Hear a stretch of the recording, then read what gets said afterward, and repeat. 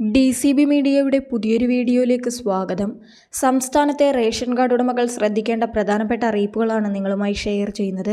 Ration കാർഡിലെ തെറ്റുകൾ തിരുത്തുന്നതിനും അനർഹമായി മുൻഗണനാ കാർഡ് കൈവശം വെച്ചിരിക്കുന്നവരെക്കുറിച്ച് വിവരം നൽകുന്നതിനായി സംസ്ഥാനത്തെ എല്ലാ റേഷൻ കടകളിലും തെളിമ ബോക്സുകൾ നവംബർ 15 മുതൽ സ്ഥാപിച്ചിരിക്കുകയാണ്. ഇതുകൂടാതെ സംസ്ഥാനത്തെ മുൻഗണനാ കാർഡുകളിൽ അംഗങ്ങളായവർക്ക് വേണ്ടിയുള്ള EKYC അപ്ഡേഷൻ മസ്റ്ററിംഗ് നവംബർ 30 അവസാനിക്കുകയാണ്. ഇതിന്റെയെല്ലാം അടിസ്ഥാനത്തിൽ അടുത്ത മാസത്തോടെ റേഷൻ കാർഡ് ഉടമകൾ ഭക്ഷ്യ പൊതുവിതരണ വിഭാഗം ഉദ്യോഗസ്ഥരുടെ പരിശോധനകൾ ഉണ്ടാകുന്നതാണ്. അതിനാൽ മഞ്ഞ, പിങ്ക്, നീല, വെള്ള കാർഡ് ഉടമകൾ വീഡിയോ മുഴുവനായി കാണുക. ചാനൽ ആദ്യമായി കാണുന്നവർ സബ്സ്ക്രൈബ് ചെയ്യുക, വീഡിയോ ലൈക്ക് ചെയ്ത് സപ്പോർട്ട് തരിക. ഫേസ്ബുക്കിൽ കാണുന്നവർ പേജ് ഫോളോ കൂടി ചെയ്യുക. നമ്മുടെ സംസ്ഥാനത്ത് എല്ലാ റേഷൻ കടകളിലും നവംബർ 15 മുതൽ തെളിമ ബോക്സ് സ്ഥാപിച്ചിട്ടുണ്ട്. അനർഹമായി മുൻഗണനാ കാർഡുകൾ കൈവശം വെച്ചവരെക്കുറിച്ചുള്ള വിവരങ്ങൾ പൊതുജനങ്ങൾക്ക് ഇതിലൂടെ അറിയിക്കാൻ സാധിക്കും. അത്തരത്തിൽ പരാതി ലഭിച്ചാൽ ഉടനടി അന്വേഷണം ആരംഭിക്കുമെന്നും അധികൃതർ അറിയിച്ചിട്ടുണ്ട്. ഡിസംബർ 15 വരെയാണ് തെളിമ ബോക്സ് റേഷൻ കടകളിൽ ഉണ്ടാകുക.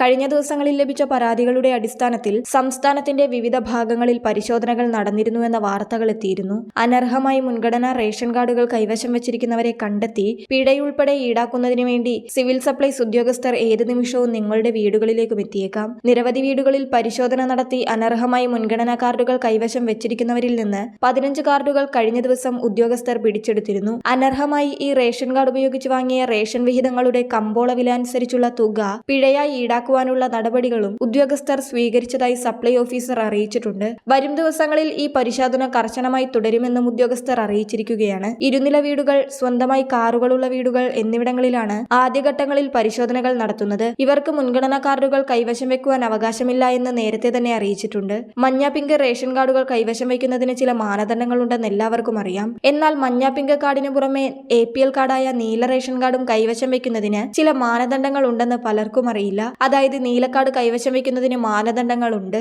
കാരണം നീല റേഷൻ കാർഡുകാർക്കും ലഭിക്കുന്നത് സബ്സിഡി വിഹിതം തന്നെയാണ്. മഞ്ഞ റേഷൻ കാർഡുകാർക്ക് ലഭിക്കുന്നത്ര വിഹിതങ്ങൾ ലഭിക്കുന്നില്ലെങ്കിലും നീല റേഷൻ കാർഡുകാർക്കും ലഭിക്കുന്നത് സബ്സിഡി വിഹിതങ്ങൾ തന്നെയാണ്. 1000 സ്ക്വയർ ഫീറ്റിന് മുകളിൽ വീടുള്ളവർക്കും 1 ഏക്കറിന് മുകളിൽ സ്ഥലമുള്ളവർക്കും ടാക്സി അല്ലാതെ 4 ചക്ര വാഹനമുള്ളവർക്കും മാസവരുമാനം 25,000 രൂപയിൽ കൂടുതലുള്ളവർക്കും സർക്കാർ, അർദ്ധ സർക്കാർ ജോലിയുള്ളവർക്കും പെൻഷൻ കൈപ്പറ്റുന്നവർക്കുമൊക്കെ മഞ്ഞ, പിങ്ക്, നീല എന്നീ റേഷൻ കാർഡുകൾ കൈവശം വയ്ക്കുവാൻ അർഹതയില്ല. ഈ പറഞ്ഞ മാനദണ്ഡങ്ങളിൽ പെൻഷനും ശമ്പളവുമല്ലാത്ത മറ്റു മാനദണ്ഡങ്ങൾ ഒന്നു മാത്രമാണെങ്കിൽ നീല റേഷൻ കാർഡിന് അർഹതയുണ്ട്. കേന്ദ്ര സർക്കാർ ഓരോ സംസ്ഥാനത്തിനും ആ സംസ്ഥാനത്തിന്റെ ജനസംഖ്യ അനുസരിച്ച് മുൻഗണനാ റേഷൻ കാർഡുകൾ വീതിച്ചു നൽകിയിട്ടുണ്ട്. ഇതനുസരിച്ച് മാത്രമേ മുൻഗണനാ റേഷൻ കാർഡുകളിൽ അംഗങ്ങളെ ചേർക്കുവാൻ സാധിക്കൂ. നിലവിലുള്ള മുൻഗണനാ റേഷൻ കാർഡുകളിൽ ഒഴിവ് വന്നാൽ മാത്രമേ മുൻഗണനാ കാർഡുകളിലേക്ക് അംഗങ്ങളെ ചേർക്കാൻ പറ്റൂ. നിലവിൽ റേഷൻ കാർഡിന് അപേക്ഷിക്കുന്നവർക്ക് വെള്ള കാർഡുകളാണ് ലഭിക്കുന്നത്. മുൻഗണനാ കാർഡുകളിൽ അംഗമാകാൻ അർഹതയുള്ള നിരവധി പേർ ഇപ്പോഴും പൊതുവിഭാഗം വെള്ളക്കാർഡിലുണ്ട്. അവർക്ക് BPL കാർഡിലേക്ക് മാറുന്നതിന് മുൻഗണനാ കാർഡുകളിൽ ഒഴിവ് വരേണ്ടത് അനിവാര്യമാണ്. നിലവിൽ നടക്കുന്ന റേഷൻ മസ്റ്ററിംഗും തെളിമ പദ്ധതിയും ഒക്കെ കഴിയുമ്പോഴേക്കും മുൻഗണനാ കാർഡുകളിൽ നിന്ന് അനർഹരായ